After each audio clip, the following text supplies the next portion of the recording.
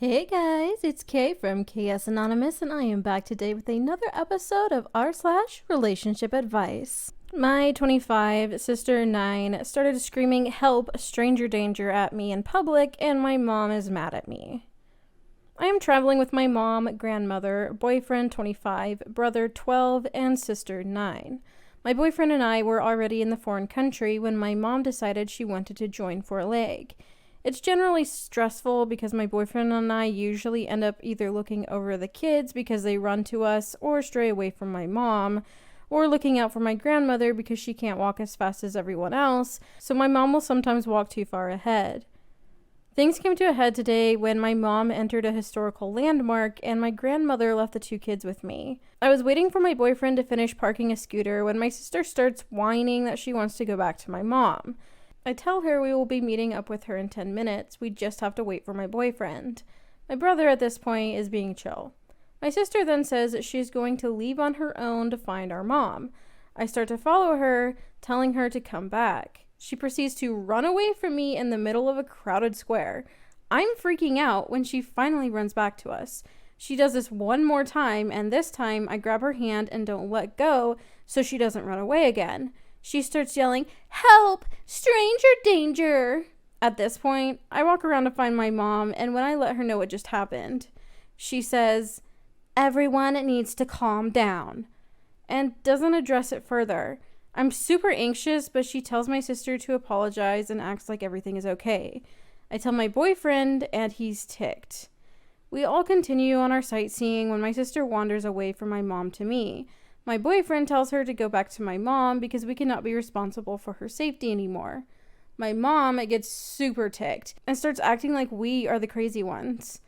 I don't know, I feel like she's not reacting to the right thing, but maybe I'm actually losing it. How do I approving this without a dramatic scene? My mom gets very emotionally intense. So unfortunately, when it comes to emotionally intense people, especially parents, I don't know that you're going to get out of this without some kind of scene or people being upset.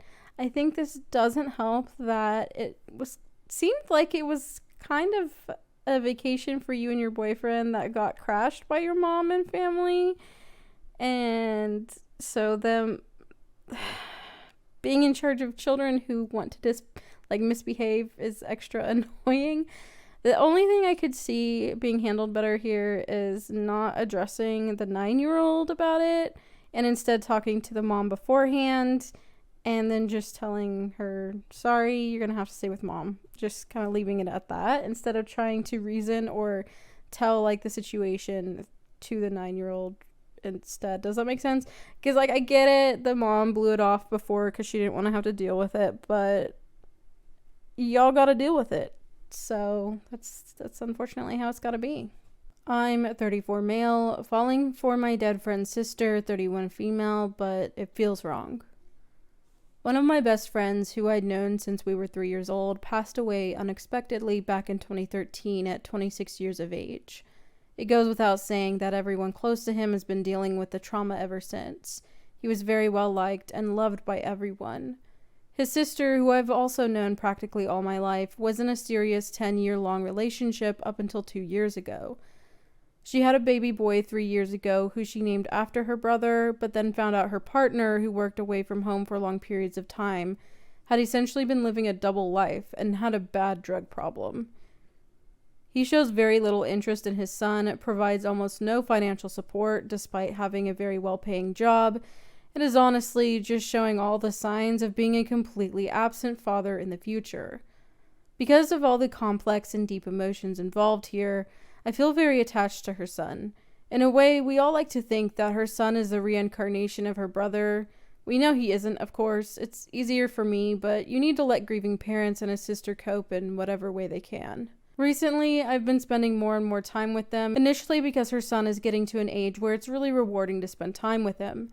I try to help out when I visit, even if it's just keeping the boy occupied so his mom can get some housework done. She really appreciates it and frequently says I'm a better dad than his dad. Her and her mom have always commented on how handsome they think I am in just a kind of family-friendly, why haven't you got a girlfriend yet way, but it's been hitting different lately. Hugs have felt tighter and lasted a little longer. I really think that they're thinking about us as a pairing, and I can't deny that I've started thinking about her in that way too. I'm so caught up about this. It feels like it should be disrespectful to my friend's memory, but it also feels like the most natural path to take. I really don't know what to do here. Any help would be hugely appreciated. I am so sorry for your loss, and I couldn't imagine how difficult that is. I had a friend who recently passed away under the age of 30, not quite as young as your friend here, but it was really hard. It was really hard to deal with, and being as close as you all are, that's just got to be really rough. So I'm so sorry to hear about that, and that sucks. I don't see how that would be disrespectful to his memory or to him in general. It sounds like you would be willing to kind of step up, and if that's the case, and the family also seems to be open to it from your understanding, then I don't see why not. I don't think your friend would have been upset with that at all. My mom wants me to convince my dad not to hate her. This is a long story. My dad is currently in the hospital because he had a heart attack. He's recovering okay, but slowly for now. I've been going to visit him daily. Yesterday, I believe, my grandmother, Dad's mom, was talking to my mom about how she shouldn't visit him because he wouldn't be happy about it. For context, my parents haven't been together in 16 years. My mom is remarried, and my dad has been with his girlfriend for almost 10 years. My mom said she didn't understand why he hated her so much, as she's never done anything to him, and my grandmother told her that he started hating her because of all the things I said about her growing up. This would include things like mom calls me a bee, mom hit me, mom called me a piece of crap, mom called me a moron, etc.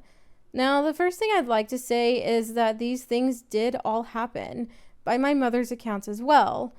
We just have differing viewpoints on the significance of them.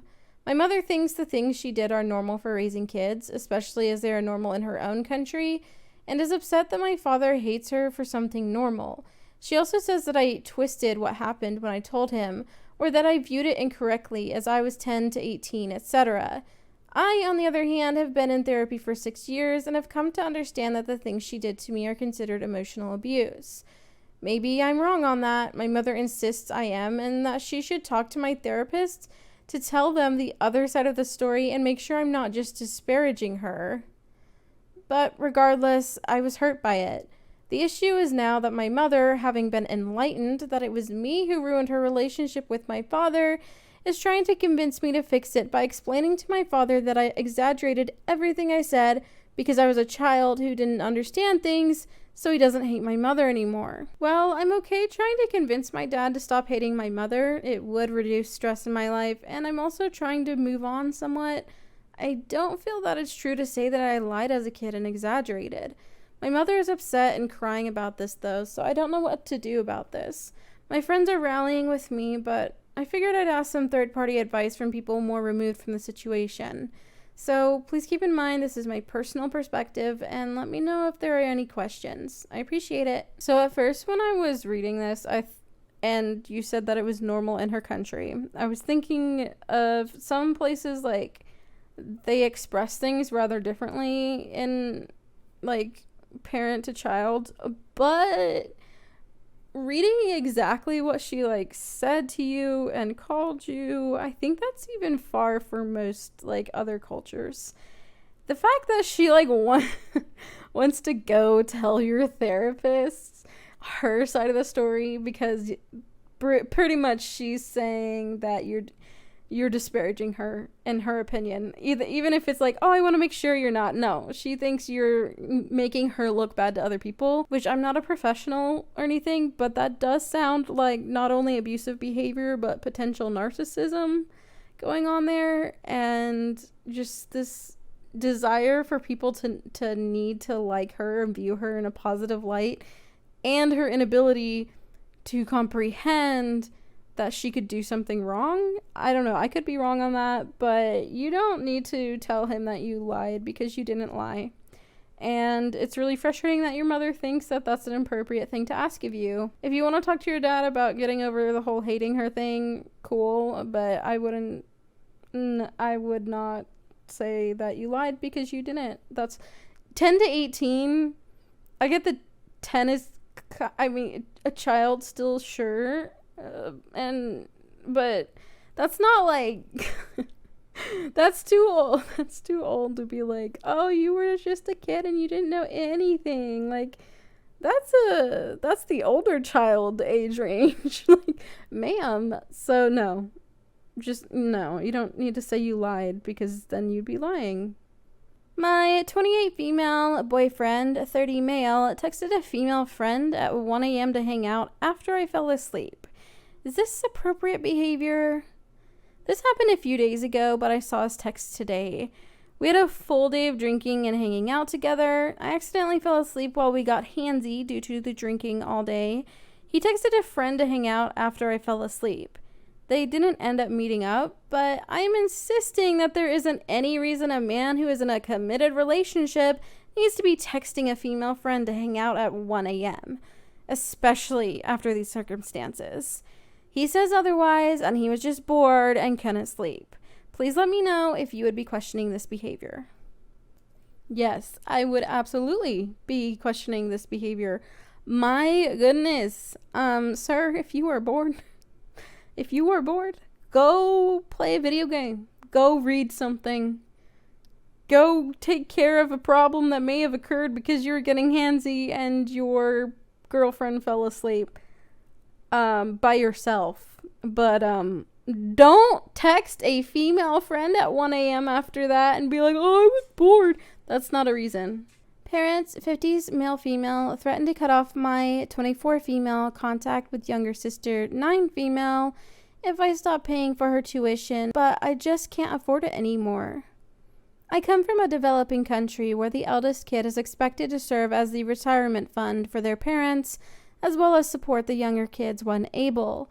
I moved abroad to distance myself from my family, but I couldn't ignore how poorly my parents and sister were living, so I pay for my sister's private school tuition and a monthly allowance for my mom. My parents are in their early 50s. Father retired because he no longer wanted to work, 100% still able-bodied, and mom has to pick up the slack, is in huge debt from failed business ventures. She has mentioned being willing to move here with me and take up any kind of work because her job is not enough at all, but I'm set to move to my partner's home country. I feel bad because even just a few months of work here would definitely help the family out. I'm getting married soon, and my partner wants me to stop giving money to my family.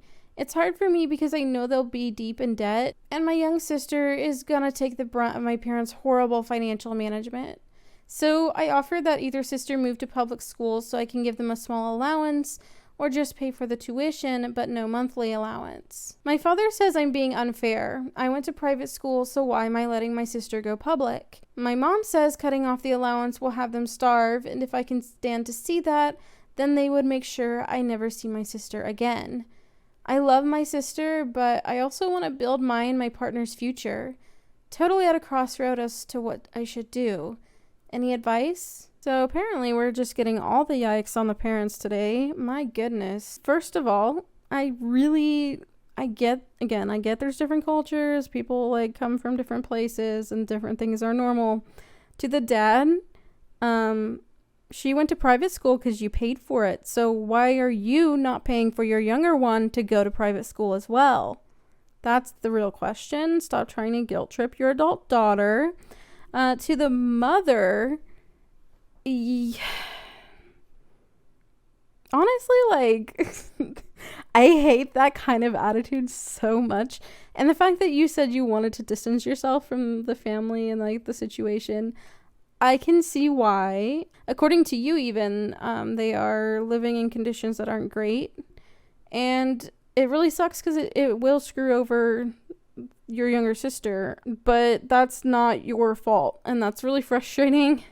And it's hard to accept, but it's not your fault. And I know like the idea of like you couldn't stand knowing that you could have helped, right? And her life would be horrible because you didn't step in. But as someone who's attempted things like that in life, you can't fix everyone and everything. So I think honestly, if I were you, I would attempt to talk to the younger sister, tell her the truth of the situation, in that you don't want to cut off communication. You don't want her to suffer, but this is what's happening to some extent, whatever you think is appropriate.